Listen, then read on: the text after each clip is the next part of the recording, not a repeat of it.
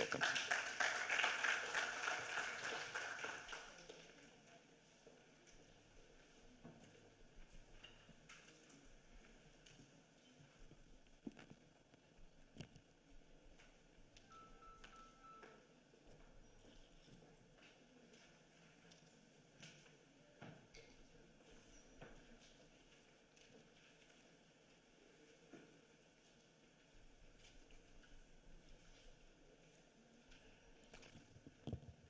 Your Excellency, the President of Fraxem Bank, Your Excellency, the Secretary General of the Africa Continental Free Trade Agreement, Your Excellencies, distinguished ladies and gentlemen, members of the press, I believe it's still not too late to wish ourselves Happy New Year.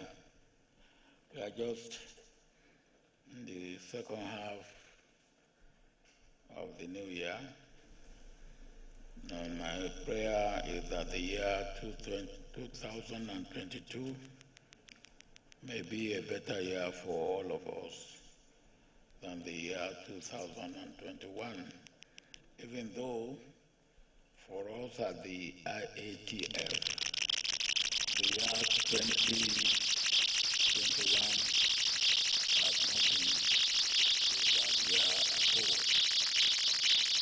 On behalf of the Iatf 2021 Advisory Council, it is my singular honor and indeed privilege to address you at this meeting. We have called you today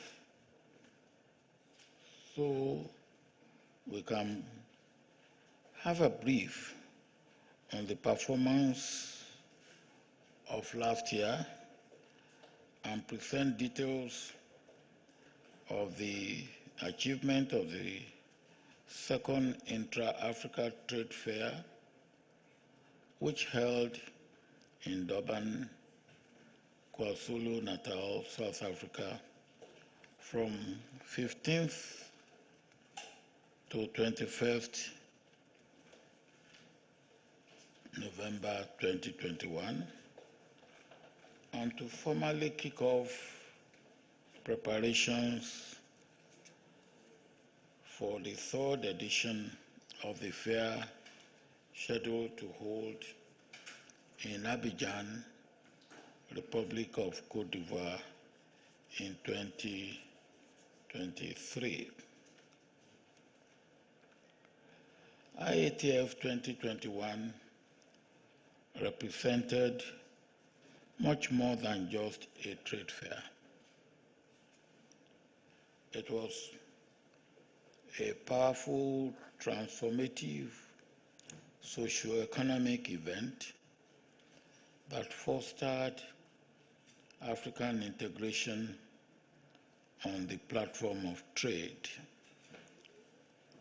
We saw 7 sitting heads of state and government participating in the event by gracing the opening ceremony and visiting the exhibition stands.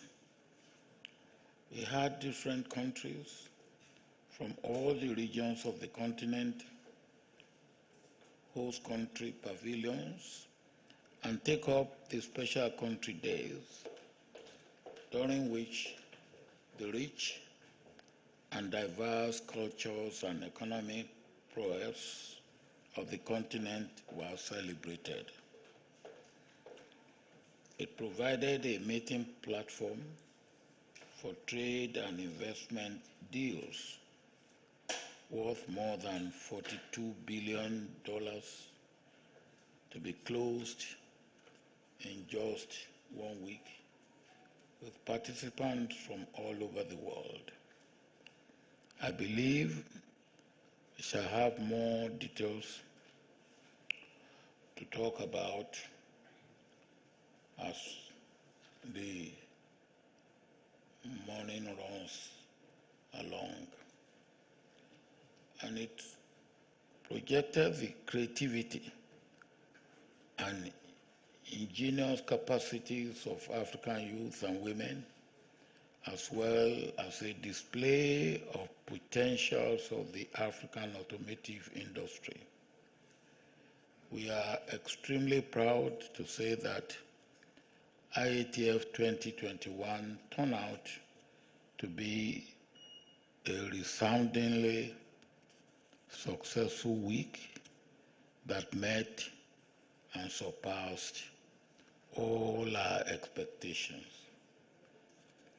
Iatf 2021 epitomized by all measures what can be achieved if we come together to support this continental cause, believing in our own capabilities and abilities as Africans to lead from the front in changing our socioeconomic situation. I must, however, note that the event was not short of challenges that had to be surmounted.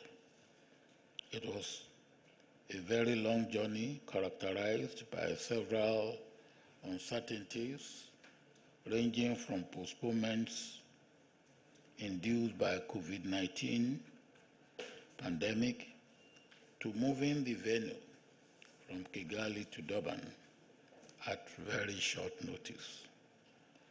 The successful hosting of Iatf 2021 clearly illustrated the determination and resilience of the African spirit. Despite the specter of COVID-19 and its devastating impact on supply chains, it was gratifying that we held a very successful trade fair. This would not have been possible without the hard work, vision, and extreme determination of the organizers. I therefore want to use this opportunity to thank everybody that contributed in any measure and in any way to making the Iatf 2021 a success that it was. Please permit me to pay special tribute to the members of the Iatf Advisory Council, whose guidance and feedback ensured we stayed the course to achieving the set objectives. I want to particularly thank Mr. Jean-Louis Ekra, my able deputy chairperson of the Advisory Council, who is not here with us today, for his impeccable leadership and wisdom. I want to also give special recognition to the board, management, and staff of Fraxem Bank, led by my brother, the indefatigable Professor Benedict Orama, President of the bank and the brain behind the Iatf initiative. Dr. Orama, we all appreciate your effort. My kind appreciation goes to His Excellency Mr. Wankele Mene, Secretary General of the Africa Continental Free Trade Area Secretariat, the torchbearer of Iatf, just as I must recognize His Excellency Ambassador Albert Muchanga, AU Commissioner for Economic Development, Trade, Industry, and Mining, whose extraordinary energy and commitment in no small measure ensured we succeeded in our quest. Let me also express my heartfelt admiration and appreciation to Mrs. Kanayo Awani, Managing Director, Intra-African Trade Initiative, Fraxem Bank, the anchor and vision carrier of Iatf, who brought the event to life. We cannot forget His Excellency President Cyril Ramaphosa, President of the Republic of South Africa, Mr. Sile Sikalala, Premier of KwaZulu-Natal Province, and the government and people of South Africa, to whom we are eternally grateful for accepting to host the Iatf 2021 under very difficult and uncertain circumstances. We express our sincere thanks to the great hospitality and support we enjoyed in Durban. I would also like to thank our ITF ambassadors who assisted in propagating the dream, as well as to our general sponsors who contributed in time and resources in making the dream come true. Lastly, I cannot conclude without paying my special tribute to the exhibitors, delegates, visitors, speakers at the various events, and all participants, without whom we would not have had a positive and successful outcome. The tireless efforts contributed immensely to making success of the 2021 Trade Fair, the premier trade event in Africa last year, and for that, I thank you all. As I conclude, and as we draw the curtain on IATF 2021 Durban, South Africa, and pass the baton to Côte d'Ivoire, I wish to inform you that registration for the third Intra-African Trade Fair, IATF 2023, which we hold in Abidjan, Côte d'Ivoire in 2023, is now officially open. Countries, exhibitors, buyers, delegates, visitors, media from within Africa and the rest of the world can now register their participation at the IATF 2023. The success of the inaugural IATF held in Cairo, Egypt in 2018 provided a building block for the successful outing in Durban last year. We must therefore ensure that efforts aimed at growing intra-African trade are sustained, and hope that IATF 2023 will again provide an opportunity for exhibitors to showcase their goods and services, engage in business-to-business exchanges, and conclude business deals that will change the fortune of the continent.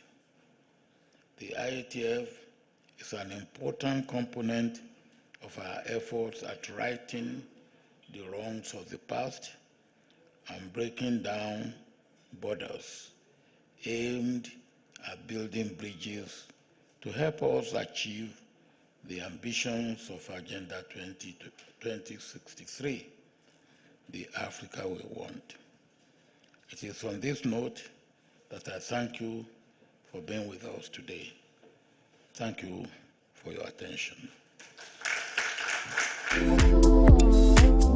Welcome to Connecting Africa. I'm Eleni Jarkas, and this month I've traveled to South Africa, to the port city of Durban, one of the most significant gateways into the continent, and this year it's hosting the Intra-Africa Trade Fair.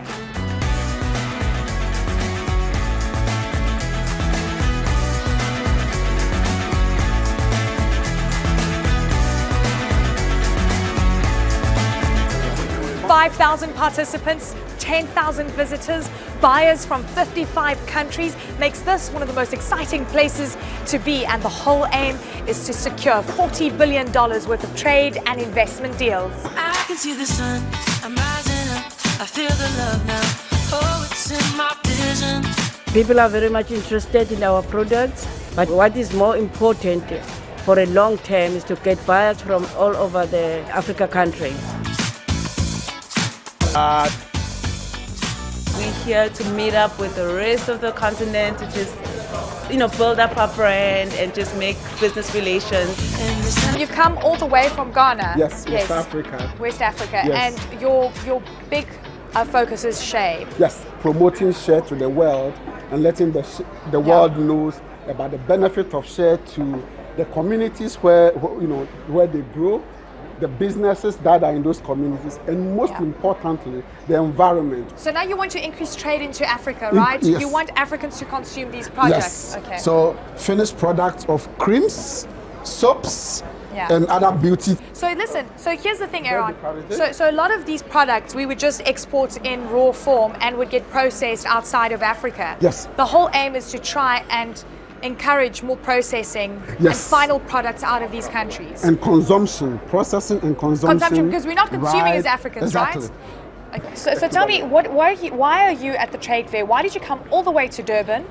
And what do you hope to achieve? We brought 20 small businesses like Big Universe Cosmetics to introduce them to the market in Southern Africa as well as East Africa as part of promoting.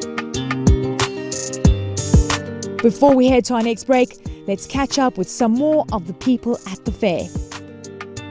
Great to be here with the Nigerian You're friends. most welcome. We're always happy to see you. Okay, so oil is one of the most important commodities out of Nigeria. Absolutely, and indeed, this is just one part of the of the larger oil industry.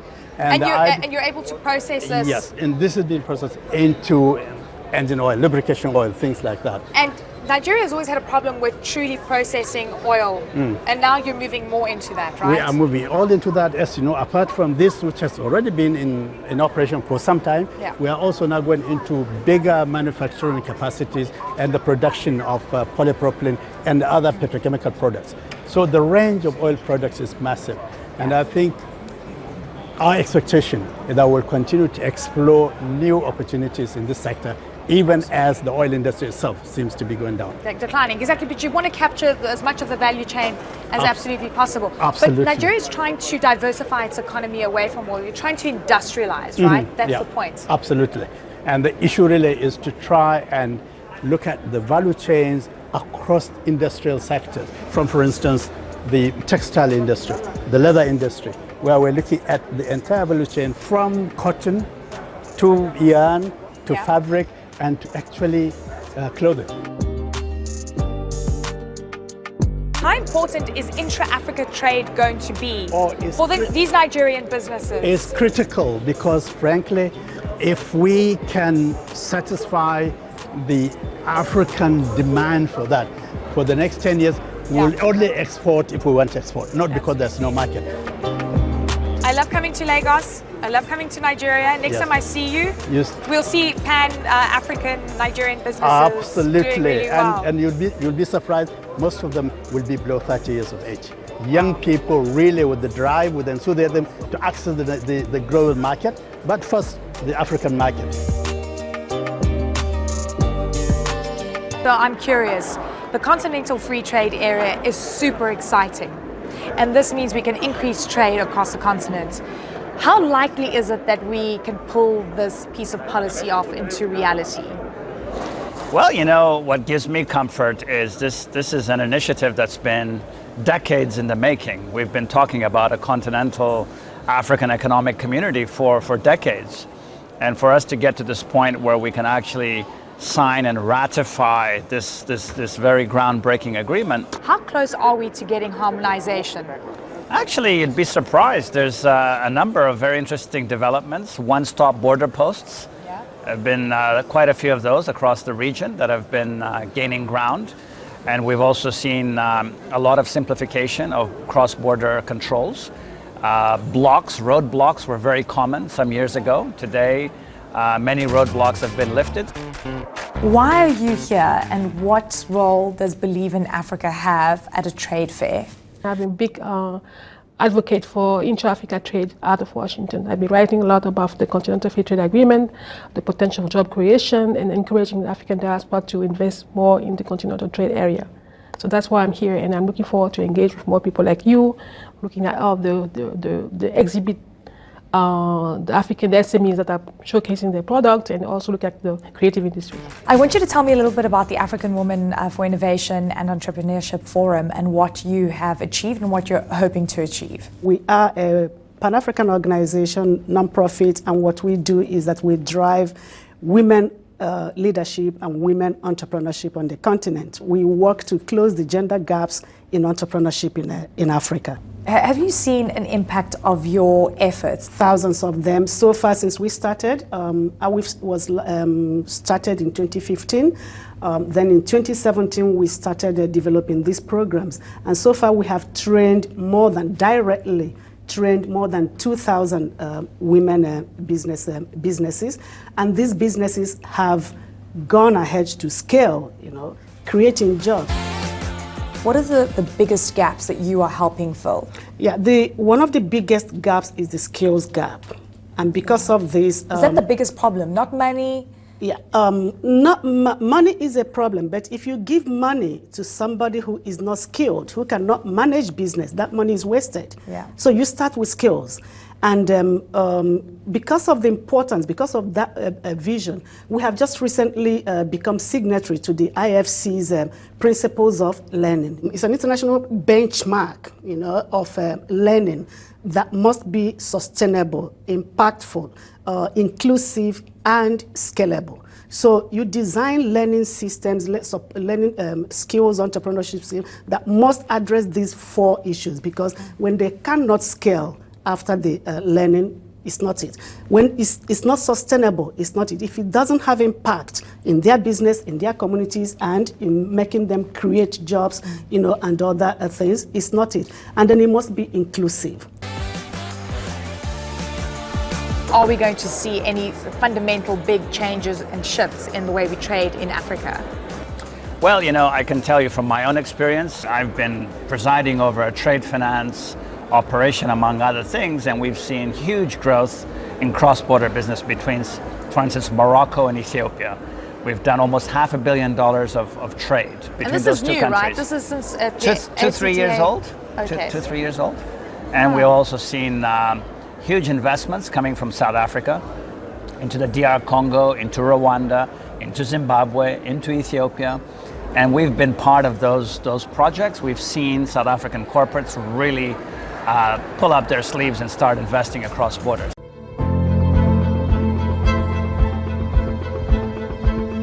Connecting Africa in association with a Fraxem Bank.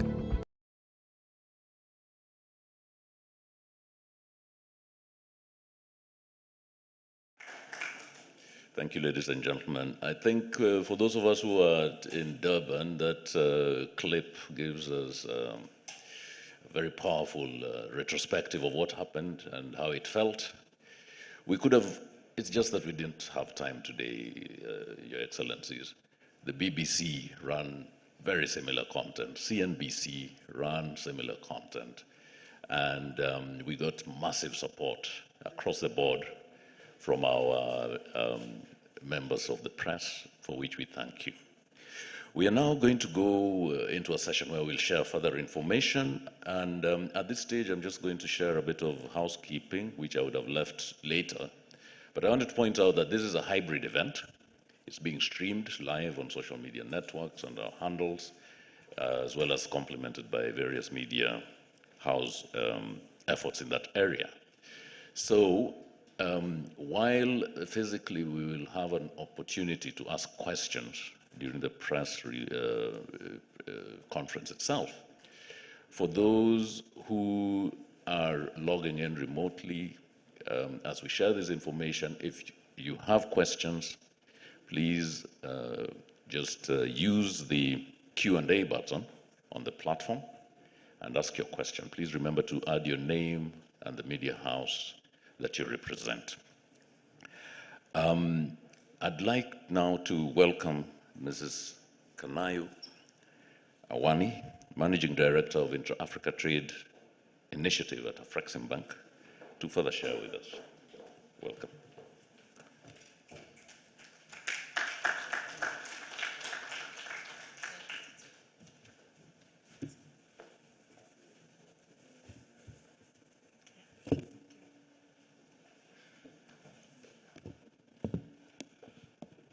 Good morning, Your Excellencies and members of the press. Please allow me to stand on already established protocols. Let me also join in welcome you all to today's press conference. My task this morning is to announce updated information of our achievements at the Intra-African Trade Fair 2021 that held in Durban. But before I do so, let me start by providing some background. We framed Iatf 2021 as an opportunity to expose Africans to an integrated market of 1.2 billion people in an economy of $3 trillion in GDP. So it's always good to say that the trade fair, has already been mentioned by Babada, is not an end in itself. We set out to deal with the issue of lack of access to trade and market information. Yesterday, there was a discussion on infrastructure. While infrastructure is very important in driving intra-African trade, we do think that there are more important factors, and one of them is lack of access to trade and market information. And that's what the gap and information asymmetry that the trade fair was going to address. So now you'll recall that on 21st of November, which was the closing ceremony of Iatf 2021, we announced some preliminary statistics in terms of our performance, but it was essentially, as we said, provisional, and 6 days of the program, because it ended on the 7th day. We also advised that we'll keep updating. We've already had some updates. And today, based on information from the organizers of the various work streams, or various verticals, the exhibition, the conference program, the Trade and Investment Forum, the Creatives program, and what have you, we have obtained final numbers, but I use the word final, I'll have to qualify it, and you'll see why as we go along.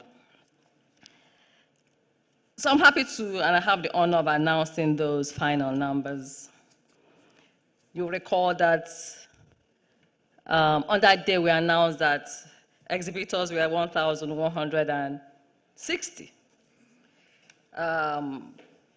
We have landed at the total number of exhibitors of 1,501 that participated at the trade fair, against a target of 1,100 that we set for ourselves. Of the 1,501 exhibitors, a total of 1,287 were on site. They were physical exhibitors, whereas another 214 participated virtually as exhibitors on the Iatf virtual platform. You will know that you recall that the trade fair was a hybrid of physical as well as on the platform, on what we call the Iatf virtual platform. Of the number of physical, out of the 1,287 physical exhibitors, 156 were from the creative industry, CANEX, and 77 from the youth startup program, and another 43 from the automotive industry as exhibitors. The others, and the bulk of the exhibitors were from various sectors and subsectors ranging from agriculture, agro-processing, manufacturing, construction, pharmaceuticals, and services.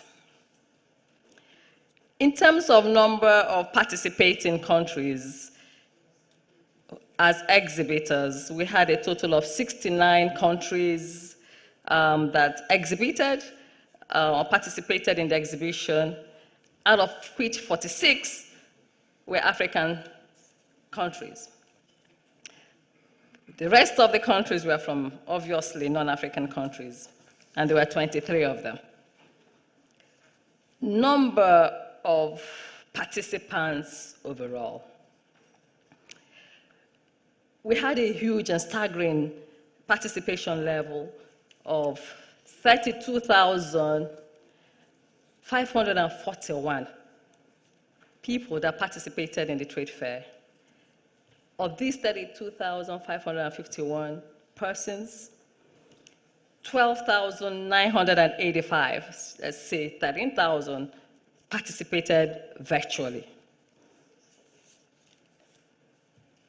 The balance, 19,556, participated virtually on the Iatf virtual platform. So the total was, as I mentioned, 32,541 participants at the trade fair overall. And the participants were from 128 countries globally across the world. Trade and investment deals concluded. Again, we had B2Bs, B2Gs as part of the vertical, and G2Gs now, government-to-government exchanges, as part of the verticals of the trade fair. This was designed, as I mentioned, to bring buyers and sellers together, investors and investment opportunities, and also a platform to bring financiers to participate in the financing program for deals concluded. Consequently, we had 542 deals concluded during the event, and in terms of value, a total value of 42.1 billion worth of trade, investments and financing deals were concluded. So, Excellencies, distinguished ladies and gentlemen, as has been said over and over again, this points to a very successful, resoundingly successful program. And with these successes, we are continuing to close the gap on access to trade, investments, and market information, the critical issue that we set out to solve. The numbers will change along the way, may change, but what's also important is the success stories that we are beginning to gather. And should there be further changes, we'll use them towards marketing efforts for Iatf 2023. But it's interesting to know some of the testimonies that are already we're beginning to gather. Testimonies of, for instance, the Angolan governments through their managers of their food security program, who are currently on road shows across Africa from Mozambique to Malawi to redirect their supplies of food. They will normally buy a lot of their foodstuff from their grains, the sugar, their vegetable oil, their salt from outside the continent. But today, based on that trade fair, contracts with various African countries and private sector institutions to procure their food program requirements, reserve requirements.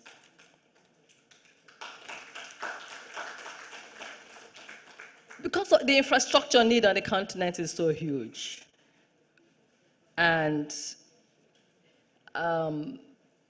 it was also an opportunity. Construction was one of those areas. EPC, engineering, procurement, and construction was those areas that got a lot of,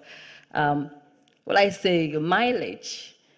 It's also an area where we play very actively as Fraxem Bank, trying to support African countries and African businesses, engineering and constructing companies to take part and participate in that huge market of infrastructure requirements. An Egyptian EPC contractor will let us know that they signed contracts in excess of about $1 billion, from across the continent as well. We focused a lot on buyers. And the reason we did that was we realized that a number of buyers there were a lot of buyers across the continent who are buying from countries outside the continent, Asia, Europe, and what have you. So what we tried to do was to see how we can redirect their trade, from buying to come to the trade fair to see what they can procure. And even with that, we had some 542, thereabout, over 500 buyers. That program, and a number of the deals that I just highlighted were those from those buyers. What we're trying to do with those buyers now is to develop the program a lot further, to see that they become the anchor of our export trading company initiative, which is a program that we're also partnering with the AFCFTA Secretariat. So you all recall that this journey started with the first edition of Iatf in 2018 in Cairo. That's also surpassed expectations. So in 2021, we even stretched our targets, and here we are. So that despite the significantly tougher socioeconomic environment last year due to COVID-19 pandemic and other exigencies, the expectations were all surpassed, as it were. And it speaks to a great potential for Africa and Africans as a whole that we must continue to develop. We expect this trend to continue as we move into the third edition. President Obasanjo to thank everybody who contributed in making the Iatf 2021 the resounding success that it was. And we look forward to seeing you all in 2023 in Abidjan, Cote d'Ivoire, where we expect to have